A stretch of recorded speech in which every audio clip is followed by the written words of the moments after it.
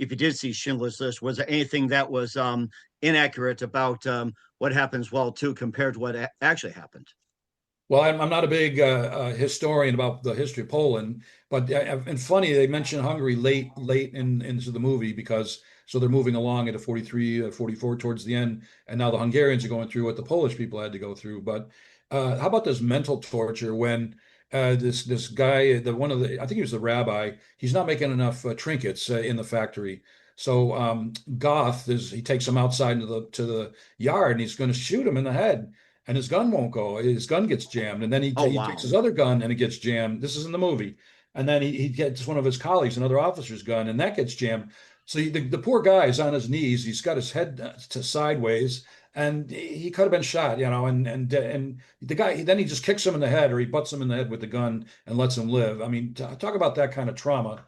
And then ironically, when they hung Goth, same thing happened. They had a hard time getting the step stool out from under his feet so they would hang, and so he had to experience the same thing in a similar degree. Well, when my dad was in forced labor camp, there was a drunk officer, excuse me, and somebody was out of line or said something or were talking when they weren't supposed to. And he said, "Look, you guys are going to tell me who the perpetrator is, or I'm going to shoot one out of every 10th one of you."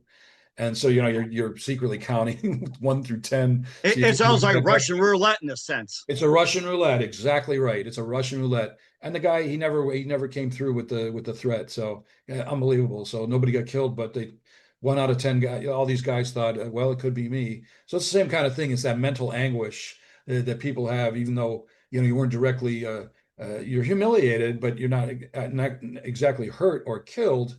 But that's something I would take with me for a long time. Hmm. Another thing about Schindler is the in the gas chambers. You know, the scene when they think they're in the gas chamber, but they're actually in a big shower. And I picture my grandmother going into the chambers, and they drop probably cyanide gas, and all you see is a little hole, and you're gone in a couple of minutes. I mean, and so that it's hard. When I visit the Holocaust museums, I can't even get into those trains because I feel it. You know, it's just it's a different type of claustrophobia. It's just, it's Oh. something that I can look in them and I can look at the pictures and read the history, but for me, the trains are another thing. And that was a similar, that's a scene that kind of sat Oh. with me.